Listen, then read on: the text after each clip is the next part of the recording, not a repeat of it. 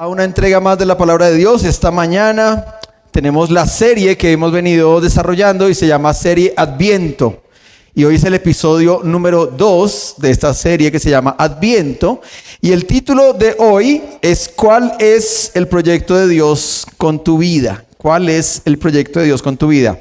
Y solamente, si usted no vio el episodio pasado o no lo escuchó, solamente va a hacer un breve resumen. Estuvimos hablando sobre lo que significa la palabra Adviento y dijimos que viene del latín adventus, que significa venida o llegada. Adviento, venida o llegada. Y también dijimos algunas cosas de la Navidad. Y una de las cosas es que en este mes, Adviento, si usted ve las coronas de Adviento y usted va a un lugar donde venden cosas de Navidad y alguien realmente sabe lo que está vendiendo, usted puede preguntar: ¿tienen coronas de Adviento? Y si alguien sabe, le va a decir: sí, señor. Y lo que le van a mostrar es una corona verde con 4 velas. ¿Por qué las 4 velas? Bueno, las 4 velas es porque Adviento es una palabra que significa venida o llegada y son 4 domingos antes de Navidad. Así es que hoy vamos en el episodio número 2. ¿Qué significa? Que nos quedan 2 domingos después de hoy para Navidad.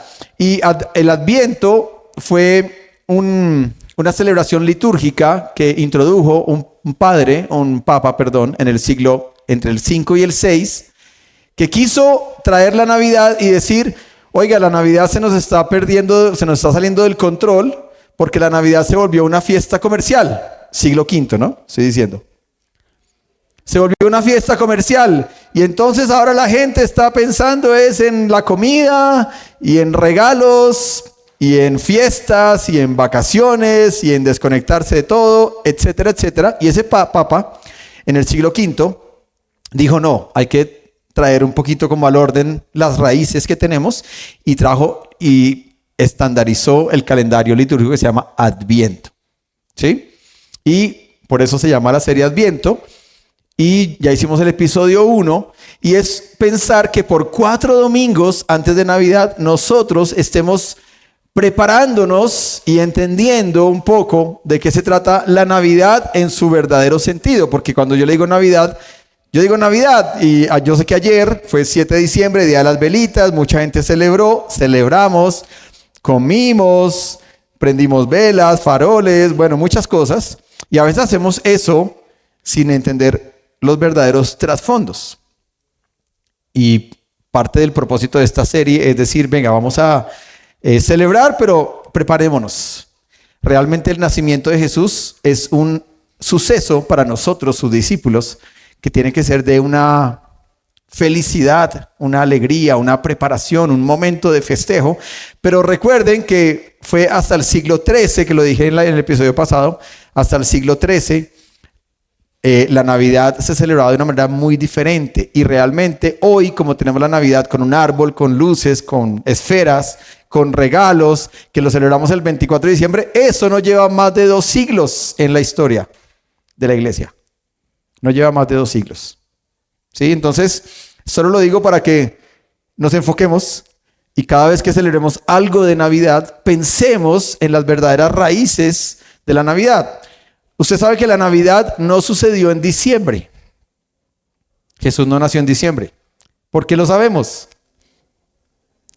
Porque los pastores, la noche que Jesús nació, los pastores estaban en el desierto. Y en el desierto, si fuera en diciembre, en Israel había invierno. Así es que con ese simple hecho decimos: no pudo haber sido en diciembre. Los historiadores la ponen en septiembre.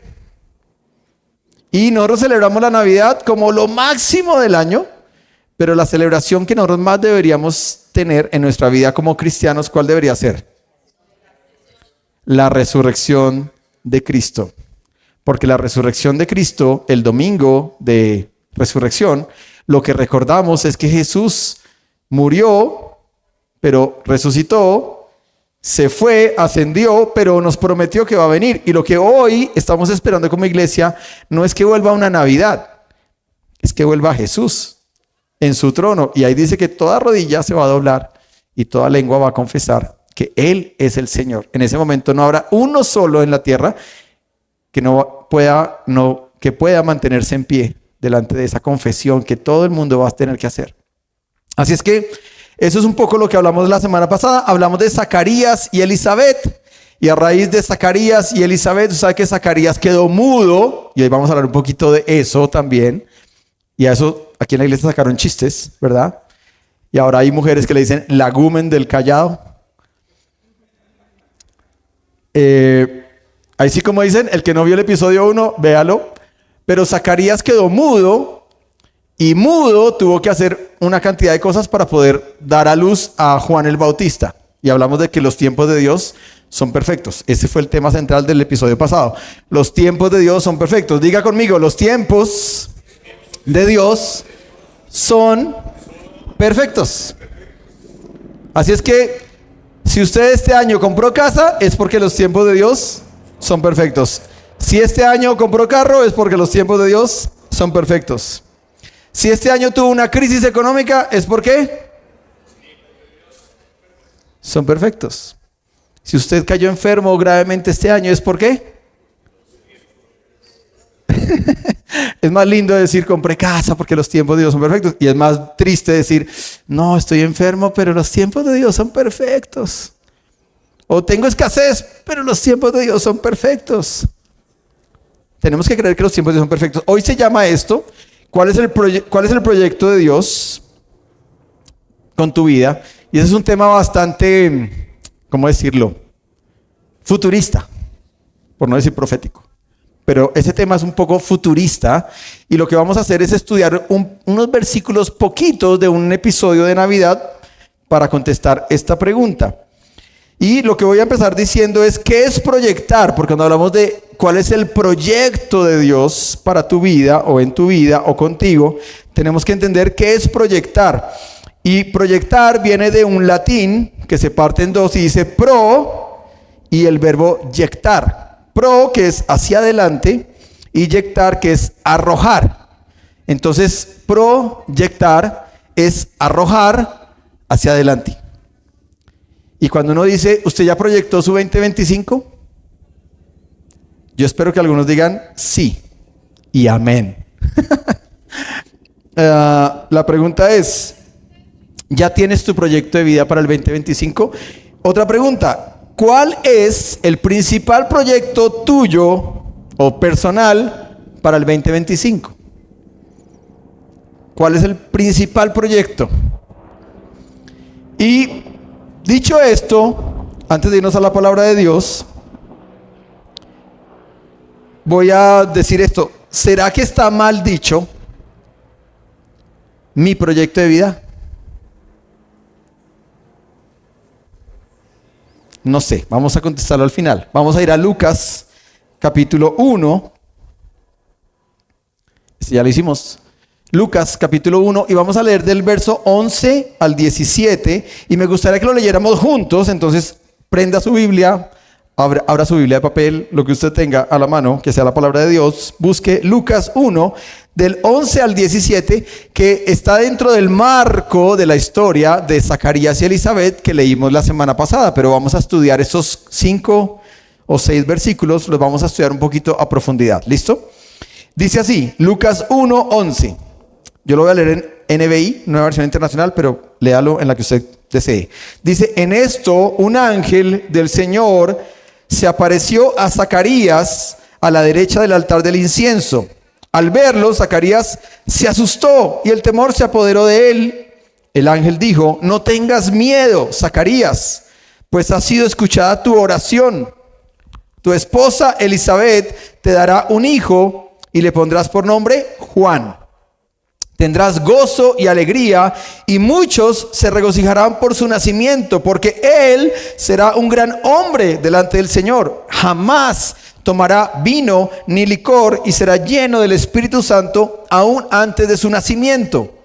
Hará que muchos israelitas se vuelvan al Señor su Dios.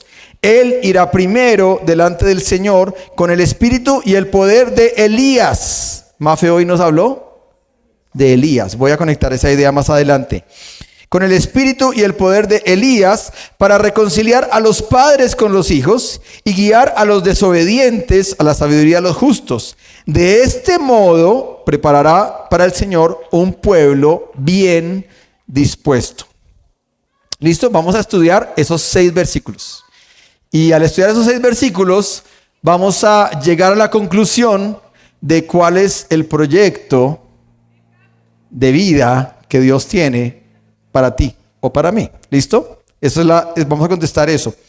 Entonces, solo para hacer una introducción, si yo le preguntara que solo con la lectura que hicimos, usted conteste cuál es el proyecto que Dios tuvo con Juan. Él hará volver a muchos del pueblo de Israel al Señor su Dios. Para mí estas 2 cosas son el proyecto de Dios con Juan el Bautista. Casi que me fui al final. Lo vamos a ir desmenuzando. Dice el versículo: tu esposa Elizabeth te dará un hijo y le pondrás por nombre Juan. ¿Por qué el nombre Juan? Entonces lo primero que hay que decir es que en el hebreo Juan es una palabra que significa Yohanan, que significa Dios es misericordioso o Dios ha mostrado su gracia. Los nombres tienen un significado. Ojalá que los que todavía vayan a tener hijos en nuestra iglesia puedan llevarse este pedacito en su lección. Cuando usted tenga un hijo, pídale a Dios: Señor, ¿qué nombre le voy a poner a este hijo? Y que este nombre cumpla o tenga una revelación o algo de por qué le puse ese nombre. En el caso de nosotros, cuando nació Sofía, nos gustó Sofía. Punto final. Pero cuando nació Juan, José, sí oramos y sí pensamos en esto. Y mucho más cuando nació Jacobito. Que no me escuche, Santiago. Jacobo en hebreo, Santiago en griego, James en inglés. Pero yo a veces le digo molestando: ¿qué hubo, Jacobito? Y él me mira: soy Santiago, papi. Es lo mismo, te estoy hablando en otro idioma. O te digo James, más gomelito, más gringo. Pero oramos y pensamos en esto. ¿Por qué Juan? Y ojo, porque el significado de Juan es Dios es misericordioso. ¿Con quién Dios estaba siendo misericordioso? Con sus papás primero. Zacarías y Elizabeth, 80 años, sin hijos, avergonzados públicamente porque eran sacerdotes del linaje de Aarón, que no tenían hijos y era una vergüenza. Y mucha gente, yo creo, que en los pasillos decían: ¿quién sabe qué pecado hizo Zacarías y Elizabeth que no tienen hijos? Tienen un pecado oculto. A veces somos así, ¿no? Pero Dios es misericordioso. Y también cuando dice Dios ha mostrado su gracia, es porque Juan el Bautista, que todavía no se llamaba el Bautista, iba a preparar el camino de la gracia que es Jesús. Así es que el nombre tiene todo que ver con eso. Sin embargo, en el contexto judío era muy raro ponerle, era casi prohibido, y más en la descendencia de Aarón, estaba casi prohibido ponerle un nombre a un hijo que no fuera el nombre del papá o del abuelo o del bisabuelo. Entonces, quiero que vaya conmigo ahí en Lucas 1 al versículo 57 y que leamos lo que dice el 57 en adelante. Ahí Lucas 1 dice así: cuando se le cumplió el tiempo, Elizabeth dio a luz un hijo. Sus vecinos y parientes se enteraron de que el Señor le había mostrado gran misericordia. ¿Qué es el significado de Juan? El significado de Juan es Dios ha mostrado su misericordia. ¿Qué dijeron los parientes y vecinos? Que Dios le había mostrado gran misericordia. Pero los vecinos, dice ahí, sigamos, dice: y compartieron su alegría. A los 8 días llevaron a circuncidar al niño, y como querían ponerle el nombre de su padre, Zacarías, su madre se opuso. No, dijo ella, tiene que llamarse Juan. ¿Quién le había dicho a ella que tenía que llamarse Juan? ¿Quién? ¿Gabriel? ¿A quién se lo dijo Gabriel? A Zacarías. ¿Y Zacarías estaba? ¿Y entonces cómo sabía ella que se llamaba Juan? Buena pregunta, ¿no? La Gumen del Callao. Ahí tiene su Gumen del Callao. No lo digo yo, pero sí lo he pensado toda la semana. Dijo, su madre se opuso. Vamos a ir a la lectura. Dice, no, dijo ella, tiene que llamarse Juan. Y los vecinos que le dijeron, pero si nadie en tu familia tiene ese nombre, le dijeron. Entonces le hicieron señas a su padre para saber qué nombre quería ponerle al niño. Ojo, voy a parar ahí. O sea que Zacarías posiblemente no solamente era el callado, sino era el sordo. Porque le hicieron señas. ¿Por qué no le hablaron? Porque el texto bíblico no dice, y le preguntaron, Zacarías, ¿cómo quieres que se llame? Porque se supone que él no estaba sordo, era. O sea que nos da otro detallito, no solamente quedó mudo, posiblemente quedó sordo. O sea que es más difícil porque no es el argumento del callado, es el argumento del sordo. Dice así, entonces le hicieron señas a su padre para saber qué nombre quería ponerle al niño. Él pidió una tablilla en la que escribió, su nombre es Juan. Y todos quedaron asombrados. Pero miren lo que pasó en ese momento. Al instante abrió su boca y se desató su lengua, recuperó el habla y comenzó a alabar a Dios. Todos los vecinos se llenaron de temor y por toda la región montañosa de Judea se comentaba lo sucedido. Quienes lo oían se preguntaban, ¿qué llegará a ser este niño? Porque el poder del Señor lo acompañaba. Yo estimo que Zacarías estuvo mudo y sordo casi un año, porque fueron 9 de embarazo y pongámosle 3 haciendo la tarea juicioso. Hasta que la esposa dijo, ya te entendí. Ya entendí las señas, porque pues de pronto ya no era, me duele la cabeza la pastillita, sino era, ¿qué es lo que quieres? No te entiendo. Si no me hablas. Pero pongámosle que Zacarías llevaba un año mudo. Y puse aquí entre paréntesis, ¿no? Preguntarle a los hombres, ¿será que tu proyecto de vida para el 2025 es quedarte callado? Bueno, lo impresionante es que no fue sino hasta que Zacarías confirmó el nombre de su hijo Juan que se le devolvió el habla. ¿Qué nos muestra eso? Que los vecinos, los parientes querían que el niño tuviera otro proyecto de vida, otro propósito. Y los papás tuvieron que defender y decir, no, se va a llamar Juan. Ambos. Y Juan Dios ha mostrado su gracia, Dios es misericordioso. Así es que ellos entendieron y Dios tuvo que trabajar en el corazón de Zacarías por un año, tuvo que trabajar en el corazón de Zacarías para que Zacarías entendiera la voluntad de Dios. Por encima de su voluntad, de su herencia judía, sacerdotal, de decir, pero pues cómo no se va a llamar Zacarías, o como mi papá, como mi abuelo. Dios intervino en la vida de estos dos hombres en su vejez para traer un proyecto. Y no era cualquier proyecto, era el mega proyecto. Y hice una pregunta, con eso termino este capítulo. ¿Por qué será que nos resistimos tanto a creer que el proyecto de Dios es perfecto?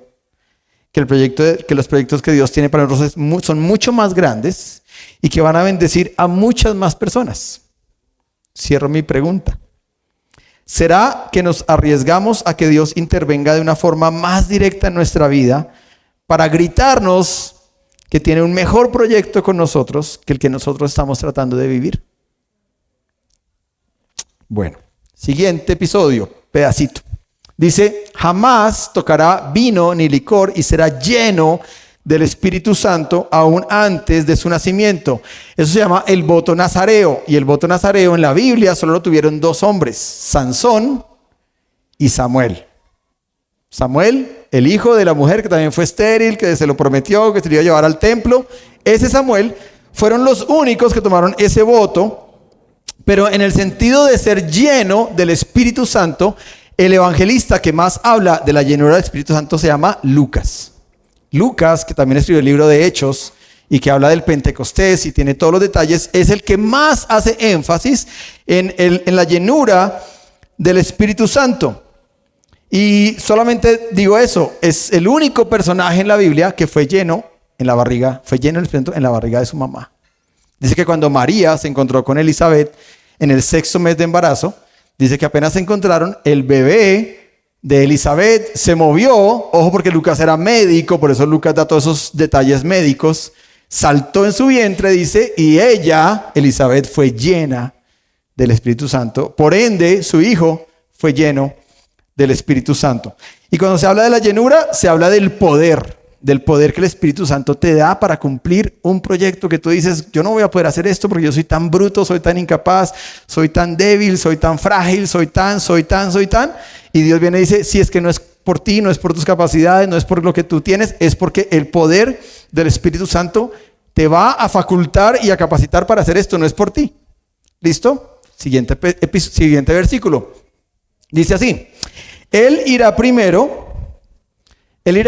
delante del Señor con el espíritu, y esta parte es súper interesante, con el espíritu y el poder de Elías. Vea, vaya a los últimos 2 versículos, por favor, del Antiguo Testamento. Punto final. Se acaba el Antiguo Testamento, pasan 400 años y llega Lucas capítulo 1. Y dice esto. Ahora, pregunta histórica. ¿Malaquías en qué año se escribió? No saben, yo sé, yo sí, hice la tarea. Malaquías se escribió en el año 430 antes de Cristo, o sea, 400 años pasaron en silencio. La Biblia termina diciendo, Dios, bueno, el versículo 4 de Malaquías 4 dice como que cuiden la ley de Moisés, no se olviden del Señor, va a haber un remanente que va a ser súper pilo, súper juicioso, los demás todos se van a perder con los otros dioses. Y luego dice esto, y yo enviaré a un Elías. Pregunta, ¿Elías vivió, el Elías que Mafe nos enseñó esta mañana, Elías vivió en el 400 antes de Cristo? No. ¿Cómo lo sabemos? Porque Primera de Reyes se escribió en el 840 antes de Cristo. O sea que del 840 al 430 hay bastante tiempo. O sea que cuando Malaquías cierra y dice, he aquí yo les mando a Elías, no era el Elías que usted y yo nos imaginamos. Era un nuevo Elías. O sea que Elías era ¿quién? Juan el Bautista. Y dice que Juan el Bautista iba a tener el mismo espíritu de Elías. Elías confrontó, el otro Elías, el que sí nos enseñó Mafe, confrontó a el rey Acab y a Jezabel, ¿no? Y Juan el Bautista murió por confrontar a qué reyes? A Herodes y a Herodías, su esposa. Y lo mandaron decapitar. Elías, el que nos enseñó Mafe, fue arrebatado al cielo. Juan, el nuevo Elías, murió decapitado. Pero cuando dice que vendrá con el espíritu de Elías, yo tendría que decir esto, lo que dijo Jesús. Juan era más que un profeta Elías. Y quiero que vaya conmigo a Lucas 7. ¿Listo? Lucas 7:24. Mire lo que dijo Jesús de Juan el Bautista en este aspecto de Elías. Las palabras de Jesús fueron en Lucas 7:24. Dice así, después de que los discípulos de Juan, ¿cuál Juan? El Bautista, porque los discípulos de Juan el Bautista vienen y Juan el Bautista no tiene seguridad de que Jesús es Jesús, el Mesías, y los manda que le pregunten, entonces vienen y entrevistan a Jesús, y cuando Jesús les contesta, entonces dice que ellos se van y le cuentan a Juan el Bautista todo lo que Jesús hacía, y viene este pasaje, dice, después de que los discípulos de Juan se fueron, Jesús comenzó a hablar acerca de él. ¿De quién? De Juan el Bautista, a las multitudes. Y dice así, ¿a qué clase de hombre fueron a ver al desierto? ¿Acaso era una caña débil sacudida por la más leve brisa? ¿O esperaban ver a un hombre vestido con ropa costosa? No, la gente que usa ropa elegante y vive rodeada de lujo se encuentra en los palacios. ¿Buscaban a un profeta? Y dice Jesús, así es. Y él es más que un profeta. ¿De quién está hablando Jesús? De Juan el Bautista. Juan es el hombre al que se refieren las escrituras cuando dicen, mira, envío a mi mensajero por anticipado y él preparará el camino delante de ti. Les digo que de todos los hombres que han vivido, nadie es superior a Juan. O sea, Elizabeth y Zacarías tuvieron al hombre del cual Jesús dijo, no hay nadie mayor que él en la línea de los profetas, porque luego dice Jesús, ¿no? Sin embargo, hasta la persona más insignificante en el reino de Dios es superior a él. Y uno queda como, ¿cómo así? Jesús dice que nadie le llega a los talones a Juan, pero que en su reino todos somos superiores a Juan. ¿Cuál es la explicación de eso? Que una cosa es creer en Dios antes de Jesús y otra cosa es creer en Jesús después de su resurrección. Porque nosotros tenemos muchísimas más informaciones para creer que lo que tuvieron los de la época de Jesús. Es decir, en esta era, el que no crea es porque no quiere creer. Tenemos todas las evidencias históricas. Es más, por ahí yo vi, ¿no? Le preguntaron a ChatGPT, ¿es verdad que existe Dios? ¿Qué cree cuando estoy ChatGPT? ChatGPT dijo, viendo todas las evidencias del mundo y los planetas y la perfección y todo lo que yo veo alrededor, debo decir que hay un ser superior que creó todo. Lo dijo ChatGPT. Sin embargo, hay humanos que nos resistimos a creer, ¿no?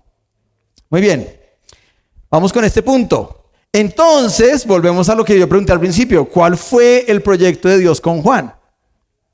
¿Cuál fue el proyecto de Dios con Juan? Para mí, viendo este texto bíblico, encuentro solo dos cosas que para mí son las que resaltan. Número uno, hacer que muchos judíos se vuelvan al Señor su Dios. Recuerde que en Génesis capítulo 4, en la caída del hombre, Dios dejó de ser llamado el Señor Dios. Y a partir de Génesis capítulo 4, cada vez que usted lee Dios, dice Dios solito, no dice el Señor Dios. Pero el ángel Gabriel, dice acá, hará que muchos israelitas se vuelvan ¿a quién? Al Señor su Dios. Los ángeles conocen la palabra de Dios, porque el ángel está hablando de Malaquías, que lo leímos, ¿no? 4, 5 y 6. El ángel dijo la palabra. Pero también lo otro es que lo que está hablando del propósito es que una cosa es creer en Dios y otra cosa es rendirse a Él como su Señor. ¿Sí? Juan Wesley lo dijo de otra forma, ¿no? En la iglesia pueden haber muchos pecadores sensibilizados, pero no convertidos. Palabras de Juan Wesley, ¿no? Yo solo las traigo de 1700 al 2024, que lo que quiere decir es que una cosa es venir a la iglesia, simpatizar, pero otra cosa es decirle a Dios, tú eres mi Señor. Y hacerlo Señor de la vida es otro cuento. ¿Sí? Y lo segundo que Juan el Bautista tenía, yo lo resumí en la última frase y por eso escogí esta versión que es la NBI. De este modo preparará para el Señor un pueblo bien dispuesto. Entonces hice la pregunta, ¿qué significa un pueblo bien dispuesto? ¿Qué significa un corazón bien dispuesto para Dios? Arrepentido. Digan palabras, verbos, frases, ideas. ¿Qué significa una persona bien dispuesta para Dios? Sujeto.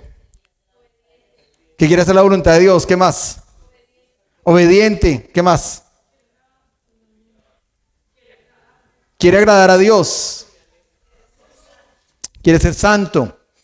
Bueno, para contestar esa pregunta, yo dije, investiguemos lo que predicó Juan el Bautista.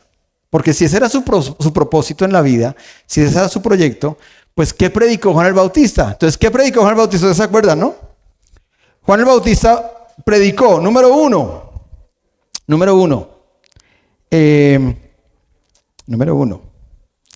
arrepentimiento, ¿no? Dijo, arrepiéntanse porque el reino de Dios está cerca, Mateo 3:2. No lo vamos a leer, no lo busquen, yo lo digo.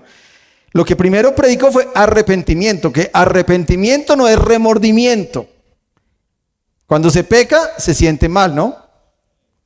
Pero si yo no salgo de sentirme mal y sigo en lo mismo, entonces estoy sintiendo es remordimiento. Porque arrepentimiento es que yo voy acá, me arrepiento y giro. Eso es arrepentimiento. Eso fue lo que predicó Juan, ¿no? Número 2, Juan el Bautista predicó del bautismo en agua. Dice Mateo 3:11. Dijo Juan el Bautista: yo bautizo con agua a los que se arrepienten de sus pecados y vuelven a Dios, pero pronto viene alguien que es superior a mí, tan superior que ni siquiera soy digno de ser su esclavo y llevar las sandalias. Él los bautizará con el Espíritu Santo y con fuego. Y en ese momento hay que decir que Juan el Bautista, por eso se llama el Bautista, porque implementó ¿qué? El bautismo. Hasta ese momento no existía el bautismo en la iglesia, en el pueblo judío, no existía. Lo único que existía, y que Juan fue creado para crear esta majestuosidad del bautismo en agua, es que había algo que en los judíos se llamaba la mikvé. Y la mikvé era una práctica en el judaísmo en el segundo templo, donde las personas se sumergían en piscinas conocidas como mikvé para purificarse antes de eventos religiosos importantes. Antes de una fiesta judía importante, la gente iba al segundo templo y se metía en las piscinas mikvé para purificarse. Juan el Bautista cogió esa cultura, la trajo al nuevo cristianismo y dijo: vamos a hacer una mikvé en el río Jordán, pero para arrepentimiento. Y comenzó a predicar. Así es que un pueblo bien dispuesto, yo diría que es también alguien que se arrepiente, alguien que entiende el bautismo, el primer bautismo en agua y el segundo bautismo con el Espíritu Santo, como lo acabé de leer. Número 3, ¿qué más predicó Juan el Bautista? Predicó de frutos dignos de arrepentimiento. Y dijo: produzcan frutos que demuestren arrepentimiento. O sea que un corazón bien dispuesto es un corazón que tiene arrepentimiento, un corazón que se bautiza, que espera el bautismo del Espíritu Santo, y un corazón que tiene frutos dignos de arrepentimiento. Número 4, Juan el Bautista dijo: yo quiero que Dios crezca y yo mengüe. Sí, dijo en Juan 3:30, es necesario que Él crezca y que yo disminuya. Así es que un corazón bien dispuesto es un corazón que todo el tiempo está diciendo: quien tiene que crecer en mi vida no soy yo, es Dios. Y yo tengo que menguar. Dios acá y yo acá. Y número 5, advirtió sobre el juicio final. Y dijo en Mateo 3:10, el hacha ya está puesta a la raíz de los árboles, y todo árbol que no dé buen fruto será cortado y echado al fuego. Ese fue el mensaje de Juan el Bautista. Entonces, de eso voy a dar la definición de José Luis Becerra sobre lo que significa ser un corazón bien dispuesto. 2 puntos. Un corazón bien dispuesto es un corazón humilde que vuelve en sí, entendiendo que su camino ha estado lejos del Señor Dios y que necesita un cambio de vida real, donde su manera de vivir demuestre que todas las cosas viejas pasaron y que ahora es una nueva persona. Un corazón que grita desesperadamente para que el Mesías llegue a su vida y lo salve de sí mismo, purificando todo su ser. El que la quiera copiar, escuche la grabación y la transcriben. Pero haciendo el estudio, esa es mi definición de lo que significa un corazón bien dispuesto. Y quiero decir que ahí yo tuve que parar en mi estudio, cerrar mis ojitos y decirle al Señor: Juan el Bautista vino a hacer una tarea titánica. Elías, Mafe nos lo enseñó, Elías ese profeta, tenía una tarea súper aburridora. De ir a decirle al rey: estás haciendo lo malo, a Jezabel, a estar en medio de una cantidad de peleas y de cosas. Pero Juan vino para decirle a la gente: hey, prepara tu corazón, un corazón bien dispuesto, porque el que viene es el Mesías, el que por 400 o 1000 años hemos estado esperando. Así es que con esto vamos a las conclusiones y con esto voy a cerrar. Conclusiones. Número 1. Antes de pensar en cuál va a ser mi proyecto de vida para el 2025 o para mis años que siguen, valdría la pena detenerse y decirle a Dios: ¿cuál es tu proyecto conmigo? Es decir, es parecido pero en otro sentido. En vez de decir cuál es mi proyecto de vida, yo debería girar y decir: Señor, ¿cuál es tu proyecto conmigo? Parecido pero totalmente diferente. Si yo me hubiera quedado pensando, José Luis Becerra, cuál era el proyecto que yo quería hacer con mi vida, hoy o tendría un pool de contadores y trabajaría todos los días en eso, o tal vez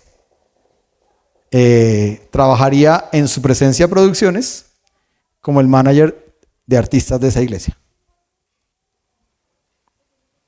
Pero cuando llegue a mi vida a este punto de entender, ¿eso es lo que yo quiero hacer? Sí. ¿Y qué dice Dios? Entonces viene la otra pregunta, ¿no? La otra pregunta es, ¿cómo saber? Y aquí es donde yo digo que esta prédica es un poquito futurista, porque yo le voy a dar cosas como una guía de cómo saber, cómo saber cuál es el proyecto que Dios tiene conmigo. Y se lo voy a contestar basado en mi propia experiencia, obvio, estudiando este pasaje de hoy. ¿Cómo saber cuál es el proyecto que Dios tiene conmigo? Número 1, desarrolle una vida de relación profunda con Dios. No hay forma de que Dios revele sus planes a menos de que usted pase tiempo con Él. Entonces, lo primero que hay que hacer es empezar a desarrollar una vida profunda con Dios. Yo comencé el devocional que hoy hago, este año cumplo 10 años, pero comencé en el 2014. Pero esa disciplina así diaria, meticulosa, dedicada y eso, me llevó en el 2014 a empezar a entender a Dios de una manera más profunda, como nunca antes, para poder contestar esa pregunta. Número 1, desarrolle una vida de relación profunda con Dios. Elizabeth y Zacarías nos dan el ejemplo de dos sacerdotes que eran piadosos, devotos. ¿Cuántos años les tomó a ellos conocer el proyecto de Dios para sus vidas? 80. Si aquí hay alguien mayor de 80, le voy a decir esto, todavía hay tiempo. ¿Qué tal que su proyecto sea en el año 80, 81, 82? No lo sé, pero lo que sí sé es que Zacarías y Elizabeth a los 80 años comenzaron su mayor proyecto con Dios. Entonces, número 1, desarrollar una vida de relación profunda con Dios. Y a eso, al margen de eso, pongo una notica. Si usted ya tiene una relación profunda con Dios, y voy a decirlo así como muy, ¿no? Si usted ya tiene una relación profunda con Dios, estoy seguro que Dios ya le ha gritado varias veces cuál es su proyecto. El problema es que Dios se lo grita y usted hace, más tarde. No, después, ¿no? Déjame que vaya y entierre primero a mis parientes. Déjame que primero organice no sé qué. Déjame. Y lo digo por experiencia propia. Uno comienza como que, no, pero todavía no.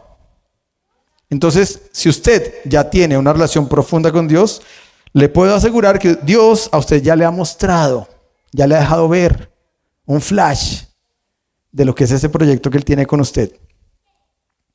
Acuérdese que proyectar es arrojar hacia adelante.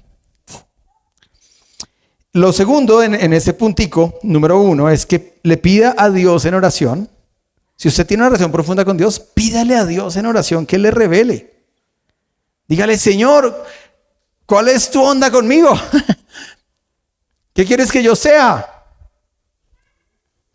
Yo me acuerdo de Oklahoma City, año 2013, por ahí. Alex acá, yo allá.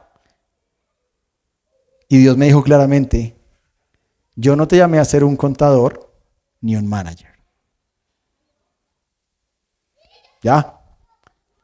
Ahí ya Dios me dijo, ¿querías revelación? Tómelo. ¿Ahora qué va a hacer? Y esa es la peor parte de la historia, porque ahí uno queda súper frustrado de decir, voy a obedecer. Entonces yo dije, bueno, para tirármelas de obediente, ¿no? Bueno, Señor, si esto es tuyo, convence a mi esposa, que ya es bien difícil.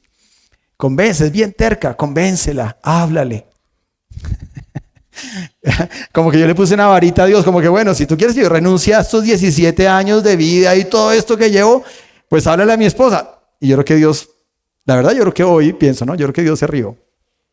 Dijo, eso nomás. Yo pensé que me ibas a pedir tronos, reinas, no sé, reinas no, reinos. Tronos, reinos, dinero, seguridad, comodidad, no sufrir, no pasar hambre, que mis hijos estén cuidados, que las universidades de mis hijos estén pagas. Y Dios, yo creo que Dios dijo, ¿solo pediste que tu esposa? Ah, no, pues hágale. Y a los pocos meses, eso pasó. Y yo después dije, no, le hubiera pedido a Dios lo otro. Reinos, tronos, fondo de universidad prepagadas, todo. No le pedí, qué bruto fui, ¿no? Por eso esta mañana orábamos, vas a hacer mucho más de lo que yo pueda imaginar. Y a veces la imaginación de uno es corta. Porque de pronto Dios dice, ¿quieres que te bendiga? Sí, Señor, dame un carrito. Dame una casita. Y yo creo que Dios se ríe así como Leo. ¿De verdad? Pero yo soy el que puedo darte todo. Y uno, bueno, dame el celularcito ese que necesito. Bueno, en fin. Número 1, ya lo dije. Número 2, después de que usted desarrolló una relación profunda con Dios, el número 2 es el proyecto de Dios con usted tiene todo que ver con su personalidad y con sus dones. ¿Sí? Preguntas que puse ahí para que usted piense. ¿Qué tanto usted se conoce a sí mismo? Porque si Dios me hubiera dicho, José Luis, el proyecto que tengo contigo es que tú seas un cantante, yo hubiera dicho, no, pero Dios, estás MFT. No lo voy a traducir, el que lo entendió, lo entendió. O si Dios me hubiera dicho, vas a ser un vendedor puerta a puerta. Yo soy pésimo para eso. Yo no te vendo ni un hueco. Entonces, el proyecto de Dios con tu vida tiene todo que ver con tu personalidad y con tus dones. ¿Qué tanto te conoces? Y ante eso, debo decir que hay test hoy de personalidad que tú podrías hacer. Que no significa que sean el Espíritu Santo, pero que ayudan un montón para tomar una ruta y decir, no, venga, yo tal vez soy más dominante o soy más dado como al control de calidad, a los procesos, yo soy más extrovertido o soy más reservado o me gusta mucho más el orden y quiero estar en una oficina encerrado todas las 24 horas de mi día trabajando, o no, yo necesito la gente para recargarme. Eso es lo que me refiero cuando digo que todo lo que Dios quiere hacer contigo tiene que ver con tu personalidad y con tus dones. ¿Por qué? Porque ¿quién te creó? ¿Cómo te creó? Perfecto, diga. Dios, diga conmigo, Dios me creó perfecto. Eso. Así Juanjo me diga, uy no papi, tu six pack está súper derretido, mira el mío.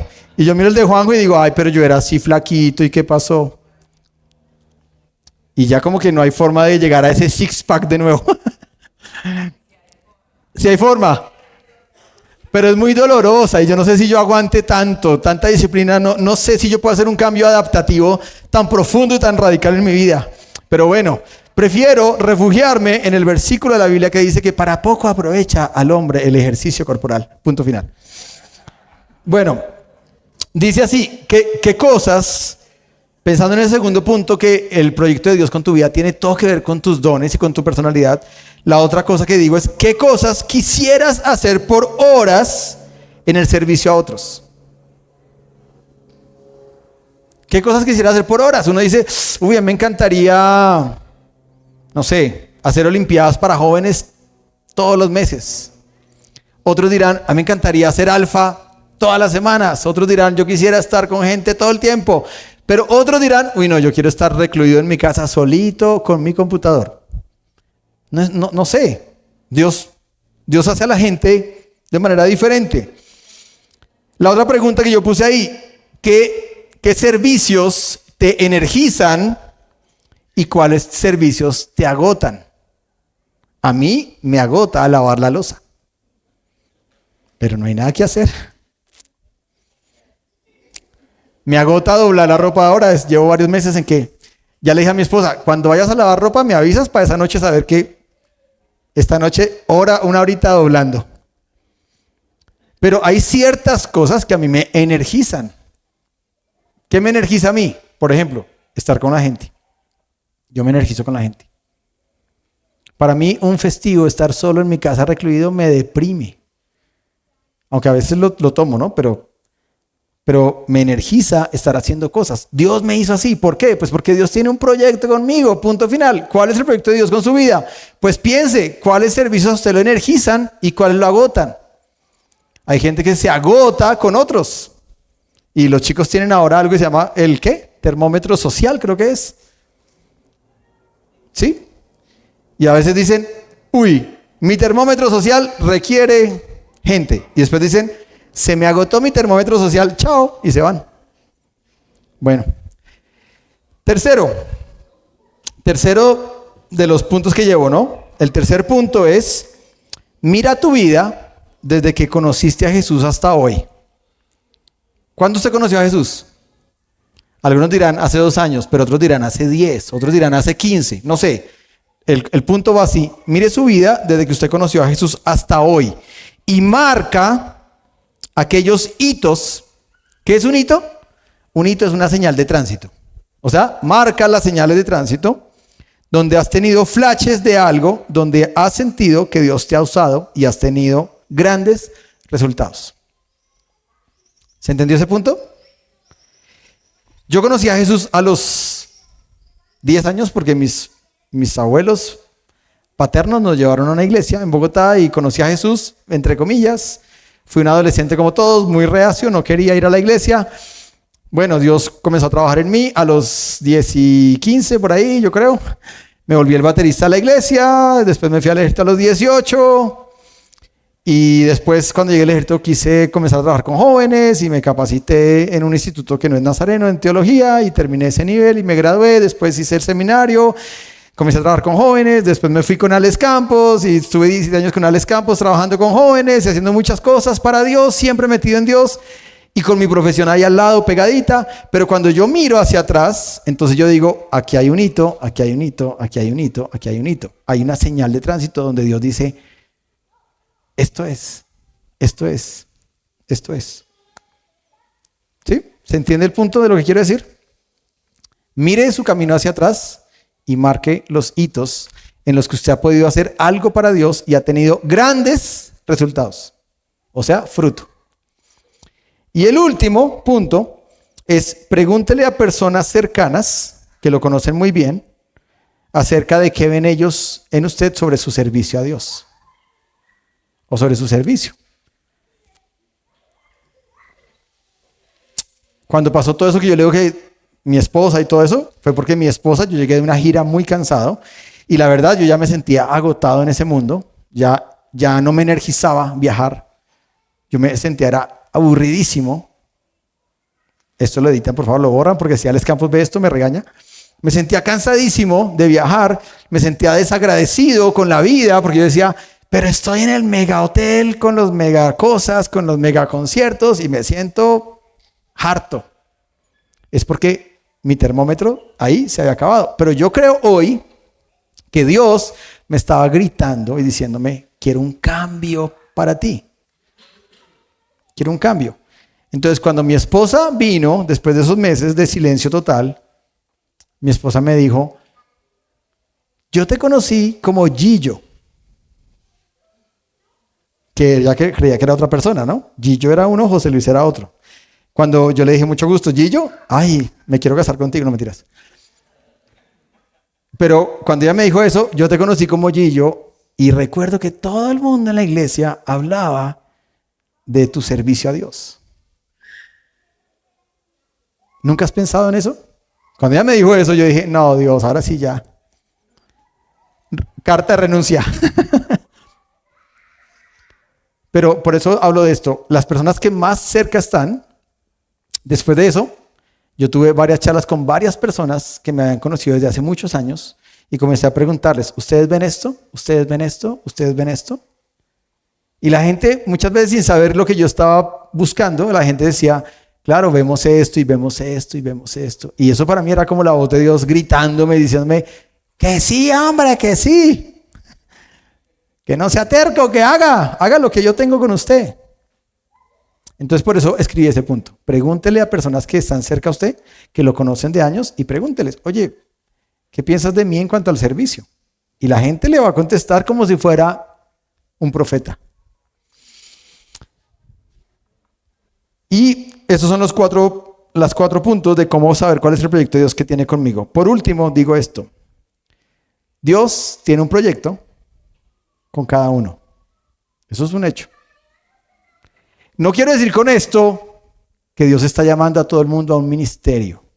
Son dos cosas súper diferentes. ¿Se entiende, no? Porque la gente dice, uy, no, pastor, pero es que yo soy el ser pastor, yo no creo que sea para mí. No, es que yo no hablé de que usted va fuera a ser pastor. Ni evangelista, ni profeta, ni nada de eso. Yo de lo que estoy hablando es que usted entienda que su vida es útil en las manos de Dios y que Dios quiere usar su vida para proyectos que Él tiene con usted. De eso es de lo que estoy hablando. Puede ser que algunos poquitos estén en la bolsa de los ministerios de tiempo completo. Puede ser. Pero no son tantos. ¿Sí? Entonces, de lo que yo estoy hablando acá es que cuando Dios tiene un proyecto en su vida, Dios no lo va a dejar solo. Dios no lo va a abandonar. Dios no le va a proveer. Dios no le va a decir, quiero tu servicio, y después lo va a tirar a mitad de camino. Eso no fue lo que Dios hizo con Juan el Bautista, ni con ninguno de los hombres de Dios. Ahora, Juan el Bautista sí experimentó la muerte. Y eso lo que me hace a mí pensar es, ¿se sufre? Sí, se sufre.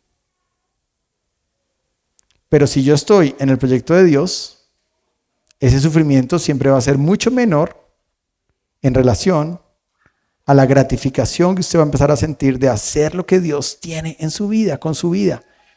Siempre se va a sufrir. A alguien le dije, ¿no? Si fuera por mí, yo hubiera renunciado al pastorado hace 6 años y 9 meses. Hubiera batido el récord. El pastor que más rápido renunció al ministerio. Porque se sufre. Pero eso versus lo otro, uno empieza a decir, no, Dios, tú estás haciendo cosas impresionantes. Y vale la pena todo. Cada lágrima vale la pena. Cada aprendizaje vale la pena. Cada embarrada o equivocación vale la pena. Quiero que cierren sus ojos y piensen en eso. Esa pregunta que está ahí, ¿cuál es el proyecto de Dios para ti? Elizabeth y Zacarías duraron 80 años preguntándose por qué Dios no les había concedido hijos. ¿Por qué? Y gracias a Dios que se mantuvieron fieles, porque Dios sí tenía el momento perfecto. Y yo no sé si el 2025 va a ser tu año, pero lo que yo sí sé es que Dios tiene un proyecto contigo. Y me gustaría que no lo digas audiblemente, pero que puedas tomar un minuto para decir esto que yo voy a guiarte, y es decir, Señor, yo sé que tienes un proyecto conmigo. Dígalo varias veces en su mente. Señor, yo sé que tienes un proyecto conmigo. Señor, yo sé que te soy útil y que me quieres usar para grandes cosas y que me amas. Dígale al Señor con sus palabras algo parecido. Pero sobre todo dígale, Señor, yo sé que tú tienes un proyecto conmigo. Tome unos minutos, dele tiempo al Espíritu para meditar en su palabra. Ya vamos a salir, pero tome estos minutos para pensar en esto, para conectarse con el Señor de una manera sobrenatural, con su mente, con sus emociones, con su historia de vida con Dios, con su relación con Jesús en estos últimos años, con el Espíritu Santo a su alrededor, y usted pueda pensar, yo sé que tienes un proyecto conmigo. Y tal vez Dios te lo ha gritado, Dios te lo ha dicho, tal vez tú no has querido oír, o no te interesa escuchar, o te da miedo, o estás muerto de miedo. Pero yo quiero que vuelvas a pensar, yo sé que tienes un proyecto conmigo. Dios tiene un proyecto con cada persona. Dios conoce nuestro futuro. Todos los días están escritos de nuestra vida en el libro del propósito. Dice el salmista: desde que estaba en el vientre de mi mamá, todos los días estaban escritos: Dios, yo sé que tú tienes un proyecto conmigo. Tú no eres el resultado de una casualidad o de un error de tus papás o de el azar o la suerte. Dios, yo sé que tú tienes un proyecto conmigo. Lo que pasa es que nuestra mente humana nos hace dudar, nos hace no creer, nos hace no avanzar. Las malas experiencias que vemos alrededor nos hacen tener pánico de creer que Dios tiene un proyecto conmigo. Y yo te pido, amado Dios, como pastor de esta congregación que tú has puesto, con tu infinita misericordia, que tú reveles tu proyecto a cada persona, Señor. A cada persona que está acá, o que escuche esta prédica, o que reciba este mensaje y diga: Señor, yo sé que tú tienes un proyecto conmigo, pero tal vez por años lo he querido archivar, o lo he querido evadir, o lo he querido no creer, o incluso he tomado pésimas decisiones yéndome en contra de esos proyectos. Pero tú me dices hoy, Señor, que tú tienes un proyecto conmigo. Y yo te digo gracias, porque tú no miras el corazón o la apariencia como la ve el hombre, sino que tú miras el corazón. Y tú tienes un proyecto con cada persona en Hechos 29. Según la personalidad de cada uno, según los dones de cada uno, según el momento de vida de cada uno, según la capacidad, los talentos, lo que tú has entregado, Señor. Tú tienes un proyecto. Señor, revela tus planes. Espíritu Santo, trae esa luz, trae ese flash, trae esa voz audible a la persona que está diciendo: Señor, confírmame, muéstrame, revélame. Yo quiero estar seguro o segura. Yo no quiero cometer un error. Yo no quiero dejarme llevar por una emoción. Yo quiero estar seguro. Yo te pido, amado Dios, confirma, muestra, trae revelación. Ayúdanos, amado Dios, a ser esos discípulos que tú quieres usar para bendecir desde nuestra profesión, desde nuestro trabajo, desde nuestro vecindario. Trae esa luz y ayúdanos a ser fructíferos, a ser árboles que dan fruto, cada uno. Te lo pedimos, amado Dios. Yo te pido, Señor, que en estos domingos de Adviento, de preparación, de búsqueda, tú traigas revelación sobre el año 2025. Y que nosotros podamos decir: yo no soy el que voy a planear mi año. Yo no soy el que voy a trazar mis propias metas. Yo no soy el que voy a hacer las cosas que yo quiero hacer. Yo quiero que Dios me revele el proyecto que Él tiene conmigo. El dónde debo estar, con quién debo estar, en qué debo trabajar, cómo puedo servir, cómo manejar mis dineros, mis sentimientos, mis emociones, mis relaciones familiares con otros. Señor, trae tu revelación y que nosotros podamos cerrar este año 2024 con esta preparación de decir: el 2025 es el proyecto de Dios conmigo, es el plan de Dios con mi vida. ¿Qué hemos de comer o de vestir? No lo sé, pero tú tienes un proyecto y tú eres fiel, y vamos de tu mano, Señor.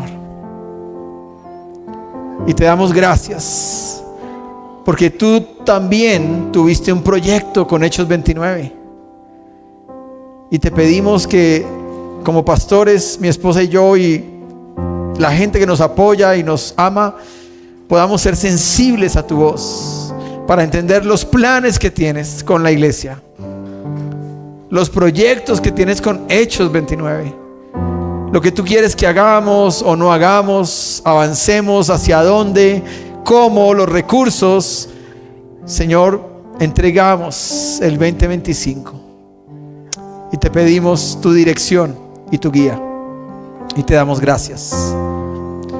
Y salimos hoy con este pensamiento de seguir en esta búsqueda y decir: Señor, tú tienes un proyecto conmigo, revélamelo, muéstramelo, tráelo a mi memoria, dame la capacidad de cumplirlo. Usa personas a mi alrededor, ayúdame a ser un hombre creyente, una mujer de fe. Te damos gracias, Señor, por tu palabra. Quedamos en tu presencia, en el nombre del Padre, del Hijo y del Espíritu Santo. Amén. Dios les bendiga a todos, que tengan un lindo domingo, que descansen.